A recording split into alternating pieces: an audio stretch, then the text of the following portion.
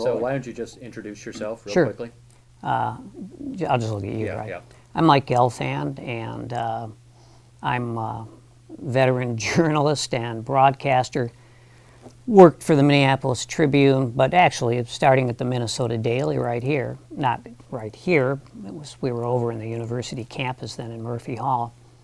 But starting at the Minnesota Daily, and then I went to the Minneapolis Tribune, then I went to, then I went to the Wall Street Journal in Chicago, and the Minneapolis Tribune, and then eventually after the papers merged, as journalism was dying, I went into radio. And then as radio was dying, I retired. And I'm Rob Hahn. I'll ask the questions. It's April 4th, 2019, and we are in the offices, the current offices of the Minnesota Daily at the University of Minnesota. First and foremost, I love personal stories and recollections, like the one you were telling me about Nick Coleman. Yeah, You know, that takes a theme, but it adds personal color to it. yeah. So It's a vivid story, yeah, and you know, the better. the whole Red Barn thing was, I think for many of us, it was, it might have been the highlight of my whole career as a journalist, you know, and I was a journalist for, if you count the Daily, which I do, because after all, we were salaried and we were out there. It wasn't like this, you know. Yeah. I mean, we were out there writing stories every single day and producing a pretty large newspaper, probably, you know, in terms of the news hole, probably like 5 times the news hole of the St. Paul paper. Wow. And so it was a big thing. And then I worked for the Wall Street Journal, and I worked for the Minneapolis Tribune. But I think I probably have more vivid memories of the Red Barn bust that night of May 5th, 1970, than just about any story I've covered. I mean, I covered a lot of stories that made me laugh and cry. Yeah. You know, some of the stories haunt me to this day, but in terms of sheer adrenaline and exhilaration, that was something that was bigger than us. Yeah. So Dinkytown, maybe start chronologically. Sure. What are your first memories? When did you first come to Dinkytown, and what stood out and still does when you think about it? Well, I grew up in St. Paul on Cretin Avenue in what they call it the Groveland Mac neighborhood now. We didn't know from Mac in those days, but I guess they added a little class to it. And so Groveland Elementary was a school which was taught by and run by old spinsters. I guess maybe that's not a politically correct term anymore. But what would happen, you know, it was all women, and they were almost all elderly because they'd just been there forever. And after World War II, there were any men that had been in the school of course went off to war and never came back to the school. And the women aged over the years and stayed there because if teachers got pregnant, then they couldn't teach anymore. It was considered, unacceptable, tawdry, I'm not sure what. These were strange times. And so most of the teachers were pretty tired. And my most vivid memory of going to Groveland Park Elementary was at the end of 6th grade. They would always come and give you a card saying you were promoted to the next grade. Well, they were, at that time, Groveland Park was a kindergarten through 7th grade school. And 7th grade was when the boys got to take shop. So the lone male teacher in school was the guy who taught shop or hit you. You know, there was 2 functions. If you messed up, you were called into his office and he would hit you. You know, usually it was like the hand on the radiator thing, slap you with the ruler, that kind of thing. Corporal punishment was still a thing. And but we didn't learn anything there. So we were astonished when they passed out the promotion cards, and one of the boys in the class, I'll call him George, it wasn't his real name, was called into the cloakroom. And then we heard sort of an accelerating squabble going on there, followed by a scream of despair from George, who then threw his stocking cap, he wore it all year round, from the cloakroom into the classroom. And we were totally puzzled, and then my friend, Kent Allen, who was the smartest kid in the class, said, I think he failed. And I said, you can't fail. They didn't teach us anything. How could you fail? But somehow he did. So that was Groveland Park Elementary. So then my parents decided that maybe I could learn something and sent me to University High School, which was a laboratory school on the university campus in Pike Hall. And so then I went from learning nothing to this school of brilliance, all these really smart kids. And I kind of made, I didn't do well there, especially at the beginning of it. And my escape was Dinkytown. I discovered this whole new world in Dinkytown. The first thing I discovered in Dinkytown happened to be what I thought of then, and I think still do, because it still exists. It may be the only thing there that still exists. Al's Breakfast. And I found a whole new world there. And started eating lunch there every day. We weren't supposed to go onto campus at that point. I think you had to be like maybe a senior or a junior, but I'd go into Al's Breakfast every day, get a stack of blues, maybe a side of bacon, also a new thing for me. So I didn't write the story quite, I didn't really use any of her notes, but what I did do was I had an entire paragraph devoted to the funny names of the society people, some of which I still remember. Topsy Ritz, there was Ford Crouch, there was, of course, the Heffelfingers were there. I just did an entire paragraph and walked into the paper the next day, and the first thing that happened was Wally Allen, the managing editor, who had devoted his entire life to making sure the paper was without offense. I mean, he wanted the dullest paper you could have. And no one had ever actually seen him leave his office. No one knew what he did. So when he called me into the office, everything stopped. Everyone was looking at what's going on there. And so I walked in, and his temple was kind of throbbing. And he said, I suppose you know why I called you in here. And I said, well, yeah, the Orchestra Hall stories. I mean, the big front page story, yeah. He said, that's right. And I said, yeah. That was a fine piece of work, wasn't it? And it's like he went red. I thought he was going to have some sort of cerebral accident. And he said, and he couldn't think of anything to say, so he finally said, no, it was not. And anyway, so we had a nice discussion. I walked out. As I walked out, I heard Margaret Morris. She was talking to Jimmy Parsons, the assistant city editor. Jimmy was a good old boy from Tennessee. And the first thing I heard her saying was, and that son of a bitch. Hadn't heard that from her before, a little salty. And I'm walking by, and Jimmy grabs my arm, and he says, boy, I'm going to chew your ass out. Come here. And he like takes me, and we go into the conference room. He slams the door, and he says, that was one of the finest pieces we've ever run. Nice. It was a good story. So anyway, Dinkytown. Yeah, back to Al's Breakfast. Al's Breakfast. Al's Breakfast was the pulse of Dinkytown, and although I haven't been there in a few years now, I probably consumed at least a couple thousand of those blueberry pancakes over the years. I used to take my kids there. It's the thread, it's the Dinkytown thread, and that's still there. A lot of fascinating people, of course, that came and went in that place. You couldn't hang around too long, of course, because there were only 12 stools, as I recall. But it was kind of one of those places where everyone knew your name, and I mean, I can think of the professors I met there. I'd see my own professors there. I had an English professor, a Hungarian guy. He was actually a composition professor, and he was a wonderful guy.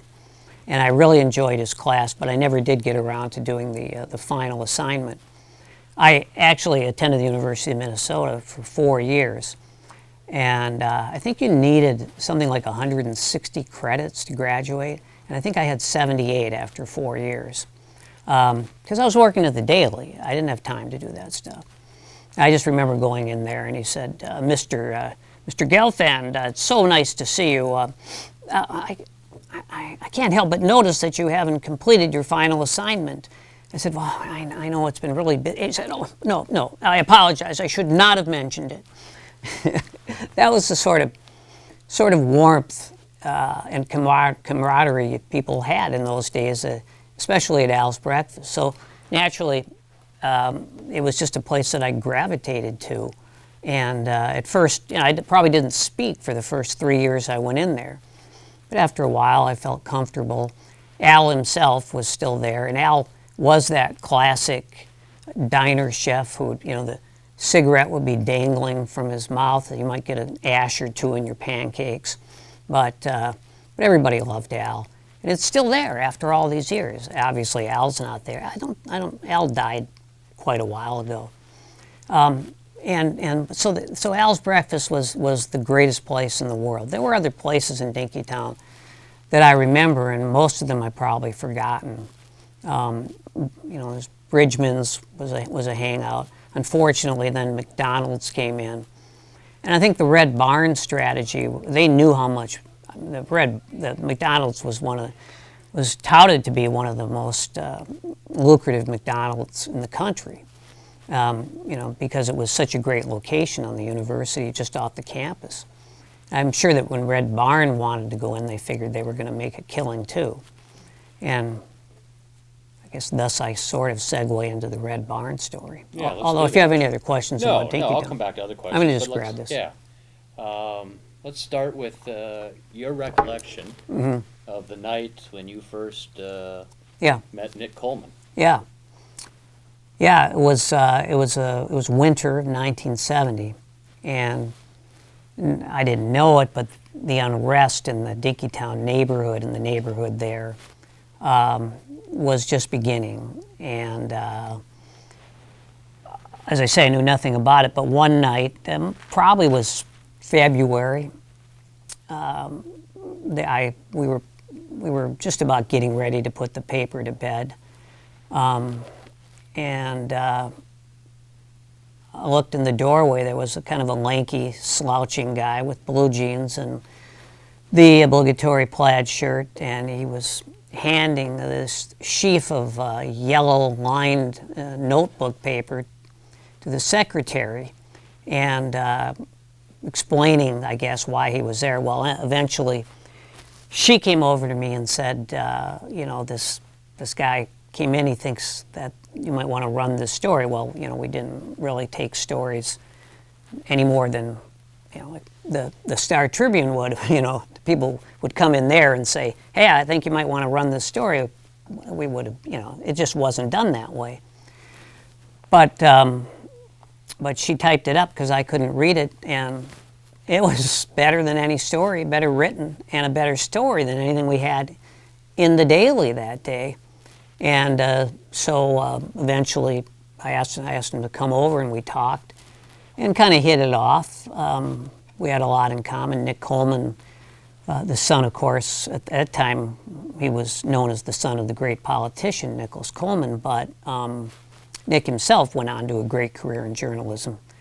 And Nick was 1 month exactly younger than me, so we got to be good friends. But at any rate, I saw this as a great story and could see the potential of the story building, and I thought it would be good for the community, good for the Daily. And so I said to him, I think I'd like you to do one of these stories every day. And he said, yeah, that's no problem. And he did it. Every single day he came up with a new angle, a better story every day. And of course, as he did, the tensions built in Dinkytown and built right up until the night of May 5th, when everything exploded. Before we get to May 5th, what was it about the story that intrigued you so much? And what about it did you see as a catalyst to putting this story on the map through the Daily? Well, the first thing that I noticed was that we had a reporter there, a journalist who could write, and who obviously had a passion for the story, who obviously was kind of locked in with the community. He obviously knew what was going on. And in just that first story, he really made clear what an affront it was to the people of that community. And of course, obviously, you can't ignore the backdrop. The backdrop, May of 1970, we'd had which I covered, the huge anti-war march in Washington I think it was the fall of 1969, 500,000 people. So the tensions were building on campus. The tensions were everywhere, exacerbated by the mayor of Minneapolis, Charles Stenvig, who was a law and order guy, more order than law, as it turned out. And he himself, was a complete shock to the community, because even then, it was just sort of taken for granted that a Democrat and a liberal would become elected mayor, but the Democrats kind of were looking the other way, and Charles Stenvig tapped into the backlash. So you had the backlash, you had people who were very angry about the students, you had the students who were very angry about the war, you had Red Barn, the tawdry Red Barn chain, which was going to be a complete culture shock and an affront to the community. Dinkytown was a place that celebrated individualism, and what was happening there was the battle of corporations versus individualism was, it wasn't like today when the battle has been won. It was still being fought then, and people thought individualism was still a thing, and those were all basically, almost all boutique businesses there, except for McDonald's. Most of these, there weren't chain businesses there. There weren't franchises, and they were small businesses. And so everyone had a personality. Al's Breakfast, maybe the most of all. So there were all of these tectonic plates shifting there, and it was a reflection of what was going on in Washington, Vietnam, in Minneapolis. So everything coalesced around that, what maybe seemed by some to be a fairly trivial issue, but it wasn't trivial because it was all connected to all those passions. So it was almost inevitable that in their own way they would explode. Describe your recollections of the night of May 5th. Well, we knew that we were pretty sure the police were coming in. The word was out, and there were various leaks coming in, and so there was an occupation that had gone on for some time in these buildings. The buildings had been condemned, the businesses had been rooted out, but no one knew exactly what to expect. It was almost like a war scene, because the first notice you had of it was the sound of the helicopters overhead, and there was a huge crowd gathering. There was a police presence. But as the helicopters hovered overhead, then police came in from everywhere. There was a busload of riot police with batons and shields. It almost was like their presence almost guaranteed some kind of horrible disruption. From the alleys, police were pouring in, it was somewhat expected. It was still a shock. And then as night fell, the searchlights from the helicopter, and then the police were shouting to people to get out of there. People were being rousted. There was a huge bus, a paddy wagon, essentially, and I don't know how many people were arrested that night. I think it was close to 100. One of which was Nick Coleman. So that's why I covered the story that night, because Nick had gotten himself arrested. And I use that phrase decidedly. I think Nick thought it would be a better story to be arrested than to be covering covering what was happening there. He was probably right. He got more than one good story out of it. And it was probably 3, 4 in the morning when the bulldozers came in. It didn't take long to destroy everything there. By 5 a.m. or so, we were back at the Daily office, and our editor, Glenn Hoveman, wonderful editor, decided we were going to put out an extra. And I've never been a part of that. I'd never had before or since. So we were creating this newspaper, which had to be done in it was an 8-page wraparound, which we had to do in about 2-3 hours. And I mean, there was a sense of shock, of dismay, but also, of course, of exhilaration. Covering a story like that, that's what it was about. And we were journalists, you know, first and foremost. I mean, we weren't really out there protesting. We were there just covering the story. So that was pretty cool. One of the things I remember best about covering the story was about 5:30 a.m. I called up the Bread Barn's vice president in charge of this area, a guy by the name of Lafferty. Don't remember his first name. He didn't quite get it. He didn't quite realize that to actually build that thing was going to be a disaster. Of course, it never got built. We knew it would never get built, but he didn't. And he was home at 5:30 asleep.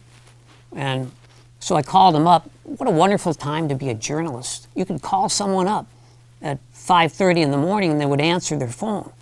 You know, now you wouldn't be able, you'd know their phone number. You wouldn't have their cell.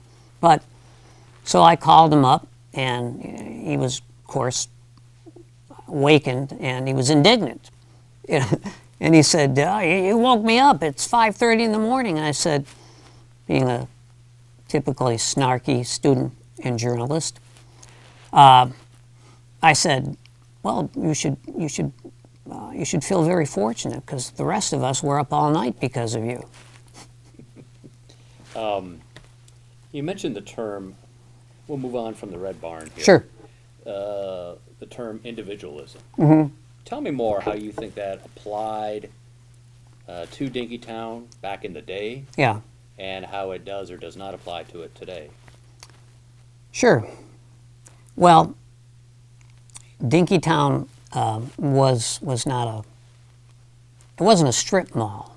It was, I think when McDonald's came in, that was our first sniff of what a franchise looked like in our community. And so there was a vision there that maybe this is what was going to become of Dinkytown. And I guess in some ways it has happened. Not completely, of course.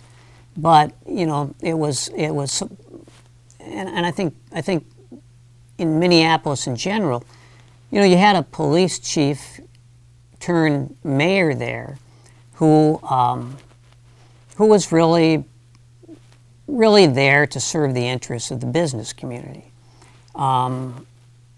Culture was so much different then. We now have, well, take Amazon, for example, today. On a good day, Amazon's market value is $1 trillion, which means Amazon on a good day is worth more than about 60% of our population. So this was sort of the gateway, we thought of in that day, to that kind of a culture. A small piece of it, maybe, just a whiff of it. But still, we saw that as a takeover of Dinkytown, which essentially it was. So I think when those businesses left, those were real people there. They weren't corporations, they were real people. And they were going away and they were never going to come back. On a side note, one of the things we lost in Dinkytown that day when the bulldozers came in was a phone booth. And to me, that phone booth represented something. It was quaint. And it was attached, it was actually in sort of an alleyway between the building that was raised and the building next to it. And the guy who actually owned the phone book was a guy named Lou, who owned Lou's Diner. Lou's Diner sort of served as the overflow diner for Al's. If the line was out the door at Al's and there was no way you were going to get in, you walked around the corner to Lou's. Lou's didn't quite have the class of Al's. It didn't quite measure up to that. The food was not up. I mean, Al's was like a gourmet diner. The omelets and the pancakes and the waffles. It was a classy place, but it was also a place where ordinary people hovered and chatted and shared stories about their day and their classes, complained about their professors, professors complained about their students. I mean, there was a heartbeat there. And so, you know, it was where, in fact, after the buildings were raised, you know, Al was just coming in, and a lot of the people who had been in the crowd who hadn't been arrested or didn't have to go to work went into Al's. After we put the paper to bed, that's the first place I went, was Al's. Everybody wanted to talk about it. So I guess that's what I'm thinking about when I think about individualism versus, well, kind of the, franchise USA. Yeah. Let me run through some names. You may or may not know them, but if you do, I'd love to hear your memories. Bill Tilton, the Sure, Bill. renowned protester. Bill was a member of the Minnesota 8, and I covered that trial. And so Bill was not a friend of mine, but I knew Bill very well. I don't think Bill trusted me because I was a journalist, and I can't blame him for that. And I'm kind of proud that he didn't trust me, because I am left-leaning, but I tried to be fair in my stories. Maybe Bill didn't like them. I don't know. Maybe he did, but yeah, I sat through the trial of the Minnesota 8. It was that in itself was something that became a cultural marker. Eight protesters who had gotten busted protesting the war, refused to, in some cases, refused to go to be enlisted. Bill himself, as I recall, was found guilty of draft evasion, but was Miles Lord the judge? I can't remember. It might have been Miles. If it had been Miles, Miles would never have sent him off to prison or anything like that. Well, then it wasn't Miles, because I think Bill did a little time. Did Bill did a little time? No, you know what? God, I don't remember who it was.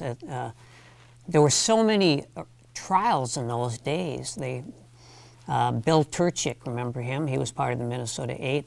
Later, as a journalist, I played ping pong against him. I was doing a story, and Bill Turchik was the greatest ping pong player in Minnesota, despite the fact he was about 4'10". I played with him, and I beat him. The catch being that he was playing with a Pepsi can. How about Father Harry Burry? Did you ever cover him? He ran the Newman Center for a while. Ran the Newman Center, still around, as a matter of fact. In fact, my friend Jeff Strait just did a show with him. Jeff Strait does a show called Democratic Visions. It's run out of Eden Prairie and Bloomington. And if he was just telling me the other day about talking to Father Burry and what a great guy he is, and still passionate. But I didn't know him. Okay. Walking, talking Phil. Black gentleman who would walk around and... Walking Phil. Walking Phil. Walking Phil was actually a schizophrenic. You probably knew that. And Walking Phil, I lived later on, I lived across the street from Cedar Lake. And I would see Walking Phil walking in front of me in Cedar Lake when I got up in the morning. Later, I would see him walking past the Minneapolis Tribune building, 425 Portland, when I was working there. And he would send me hate letters, as he sent many of us hate letters. And some of those letters, you would see he was so angry that the hole in the O of his typewriter would be punched out. That was Walking Phil, as I recall. I may be thinking of another guy who walked around all day, because there were two of them, and maybe I've conflated the two. That's okay. Yeah. That's okay. Yeah, no, it's a better story that way anyway. Right. Dylan had gone to New York before you got to the U, but did he ever come back, and did you have any Well, Dylan had not. He had not gone to. He had not. He was still He was still playing at the Scholar. He probably started playing at the Scholar when I was in junior high school, as I recall, at University High School. So we knew about him. And people, older people in the school. When I was in 7th grade, we had great musicians like Dave Naftalin and Dave Ray, who went on to become celebrated musicians, and both I'm sure knew Dylan very well, and so there was a buzz about Dylan when I was in junior high school. I never got to see him play, as I recall, he had for a short time worked at the Daily too.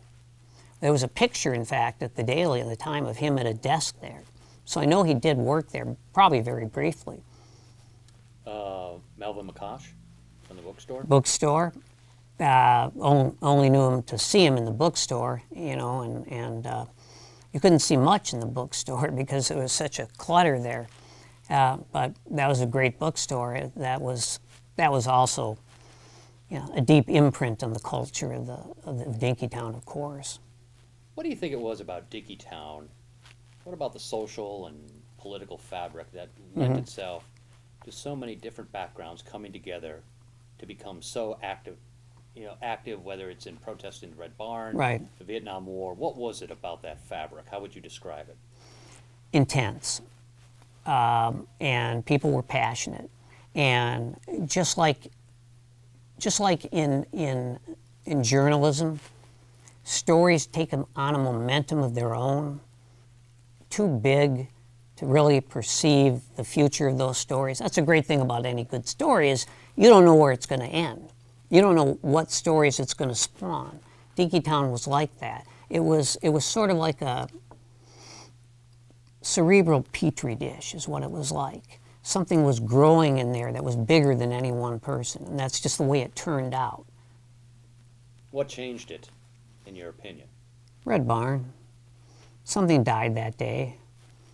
I won't say that there was a sense of failure, but there might have been a sense of inevitability. And of course, you have to remember that same day that the bulldozers came in, those 4 kids were killed at Kent State. And I think that ushered us all into a new era. It wasn't fun and games anymore.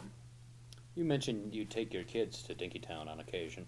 Yeah, I used to when they were young, yeah. And they loved it, you know, 5, 6, 7 years old. Yeah. Now, every Saturday they'd wake me up. We got to go to Al's. So you've had, obviously... I'm going to grab this. Yep. The ability, whether it's good fortune or not, to experience Dinkytown in what I would consider kind of the halcyon days. Right. And then see it change. Yeah. As you've gone back over the years, what do you miss the most that isn't there anymore? Really, it's more just the culture there. It's more the dynamic, the vibe. It's not there anymore. All those people who were so passionate, they're not so passionate anymore. The people who are there, of course, are like me, elderly now and dissipated. But it's just, you know, eras come and go. It's funny because a lot of friends of mine from that era, kids I went to high school with and college with, became teachers. Actually, my oldest son is a teacher. My oldest son complains about what those old guys who I went to high school complain about, and that is that their kids they don't question authority. You know, a teacher whose kids don't question authority, if the teacher is cognizant of a teacher's mission, feel like there's something empty in the classroom. Maybe they feel like they failed a little, because education is about the Socratic method. And the Socratic method demands that everyone, teachers and students, challenge convention. So when that dies, as it seemed to have, part of that culture, part of the what makes education so great dies with it. What do you want to ask that I'm forgetting? Do we need a new culture, counterculture movement? Yeah. Well, I guess the best word I could use would be yes.